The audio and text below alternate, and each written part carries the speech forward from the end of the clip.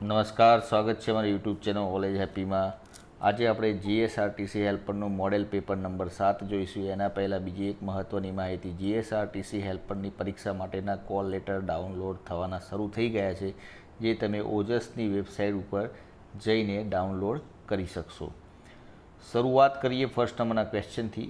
ઓમના નિયમનું સૂત્ર નીચેનામાંથી કયું છે? 4 ઓપ્શન આપેલા છે, જેમાંથી સાચો જવાબ રહેશે ડી ઓપ્શન, I બરાબર V/R, જે ઓમના નિયમનું સૂત્ર છે. 3 ફેઝ વાયર સપ્લાયમાં કેટલો વોલ્ટેજ હોય છે? તો 3 ફેઝ વાયર સપ્લાયમાં કેટલો વોલ્ટેજ હોય છે? તો જેનો સાચો જવાબ રહેશે 440 વોલ્ટેજ હોય છે, એટલે કે એ ઓપ્શન સાચો જવાબ રહેશે. આગળનો ક્વેશ્ચન, ટ્રાન્ઝિસ્ટરમાં કુલ કેટલા ટર્મિનલ હોય છે? તો ટ્રાન્ઝિસ્ટરમાં કુલ કેટલા ટર્મિનલ હોય છે? 1, 2, 3 કે 4? જેનો સાચો જવાબ રહેશે સી ઓપ્શન, 3 ટર્મિનલ હોય છે. અને હા, જેને આની પીડીએફ જોઈતી હોય તે નીચે ટેલિગ્રામ ચેનલની લિંક આપેલી છે, જ્યાંથી જોડાઈ જાય 24 કલાકની અંદર આની પીડીએફ પણ મળી જશે. નીચેનામાંથી કઈ પેન્સિલની લીડ હાર્ડ સખત હોય છે? ચોથા નંબરના ક્વેશ્ચનનો સાચો જવાબ રહેશે 3H, એટલે કે સી ઓપ્શન સાચો જવાબ રહેશે. ટી સ્ક્વેરની સાઇઝ કેવી રીતે નક્કી કરવામાં આવે છે? બ્લેડની લંબાઈ, બ્લેડની પહોળાઈ, હેડની લંબાઈ કે હેડની પહોળાઈ? તો બ્લેડની લંબાઈ દ્વારા ટી સ્ક્વેરની સાઇઝ નક્કી કરવામાં આવે છે. એન્જિનિયરિંગ ડ્રોઈંગમાં સેક્શન લાઇન કેટલા અંશે દોરવામાં આવે છે? તો એન્જિનિયરિંગ ડ્રોઈંગમાં સેક્શન લાઇન કેટલા અંશે ડિગ્રીએ દોરવામાં આવે છે? 55 ડિગ્રી, 45 ડિગ્રી, 90 ડિગ્રી કે 10 ડિગ્રી? તો સાચો જવાબ રહેશે બી ઓપ્શન, 45 ડિગ્રી એ દોરવામાં આવે છે. આગળનો ક્વેશ્ચન, 7મા નંબરનો ક્વેશ્ચન, કોઈ પણ નોંધ માહિતી દર્શાવવા માટે કઈ રેખા લાઇનનો ઉપયોગ થાય છે? Centre line, dimension line, ladder line કે આઉટલાઇન? સાચો જવાબ રહેશે સી ઓપ્શન, લેડર લાઇનનો ઉપયોગ થાય છે. 8મા નંબરનો ક્વેશ્ચન, કન્સ્ટ્રક્શન લાઇન દોરવા માટે કયા ગ્રેડની પેન્સિલ વપરાય છે? તો કન્સ્ટ્રક્શન લાઇન દોરવા માટે બી ઓપ્શન સાચો જવાબ રહેશે, એટલે કે 3H ગ્રેડની પેન્સિલ વપરાય છે. સ્પોટ વેલ્ડિંગનો સિમ્બોલ નીચેનામાંથી કયો છે? જે આકૃતિવાળો ક્વેશ્ચન હોવાથી અહીંયા દોરવામાં આવેલ નથી, એટલે કે આ ક્વેશ્ચન છોડવામાં આવેલ છે. આગળનો ક્વેશ્ચન, પેટ્રોલ એન્જિનમાં એર ફ્યુઅલ રેશિયો ગુણોત્તર કોના દ્વારા સંચાલિત થાય છે? Injector, carburettor, governor, fuel injection pump? જેનો સાચો જવાબ રહેશે બી ઓપ્શન, કાર્બોરેટર. આગળનો ક્વેશ્ચન, સ્પાર્ક પ્લગની ગેપ કેટલી રાખવામાં આવે છે? તો સ્પાર્ક પ્લગની ગેપ કેટલી રાખવામાં આવે છે? સાચો જવાબ રહેશે સી ઓપ્શન, 0.3 થી 0.7 mm રાખવામાં આવે છે. ડીઝલ એન્જિનમાં ઇન્જેક્ટર પ્રેશર કેટલું હોય છે? 10 બાર, 100 બાર, 150 બાર કે 300 બાર? જેનો સાચો જવાબ રહેશે 100 બાર, એટલે કે બી ઓપ્શન સાચો જવાબ રહેશે. પેટ્રોલની ઇગ્નિશન ગુણવત્તા નીચેનામાંથી શેમાં વ્યક્ત થાય છે?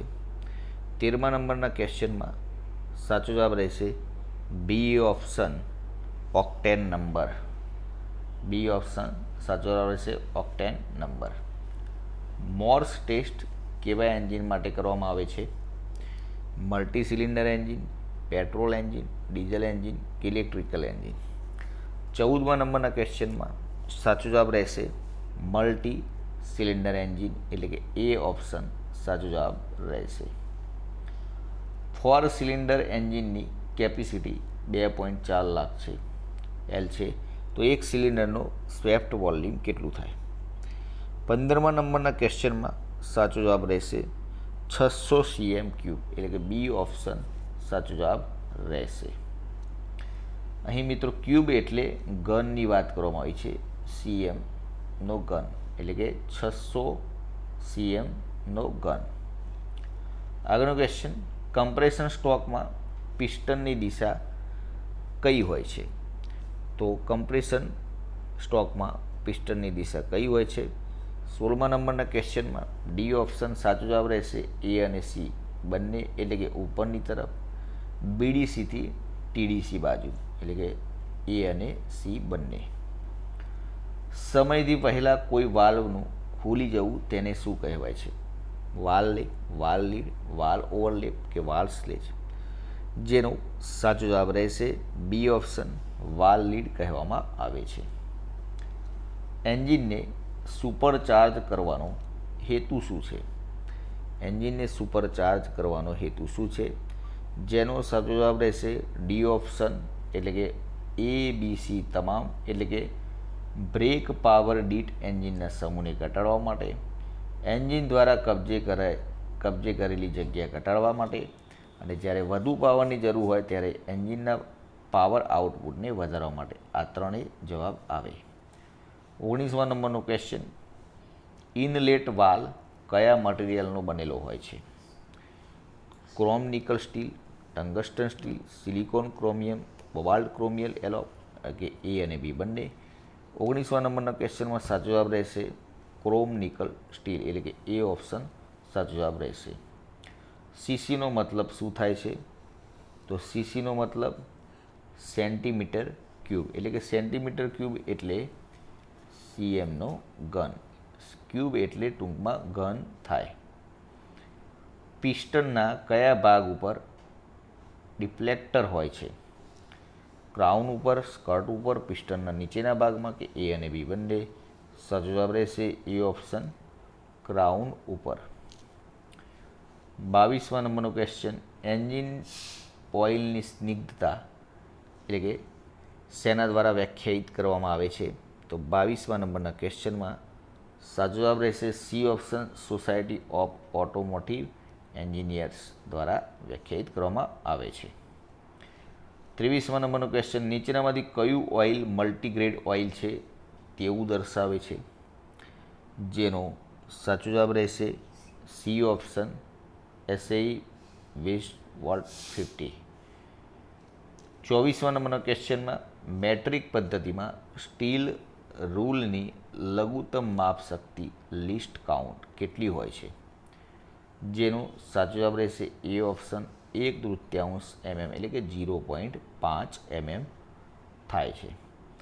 એન્ડ લાસ્ટ ક્વેશ્ચન, આંતરિક અને બાહ્ય માપને માપવા માટે વર્નિયર કેલિપર્સના કયા ભાગનો ઉપયોગ કરવામાં આવે છે?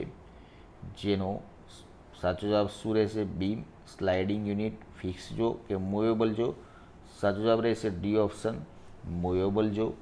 અહીં 25 પ્રશ્નો આપેલા હતા. 25માંથી કેટલા પ્રશ્નો સાચા પડ્યા કોમેન્ટ બોક્સમાં જરૂરથી જણાવજો. કાલે ફરીથી નવા વિડીયો સાથે મળીશું.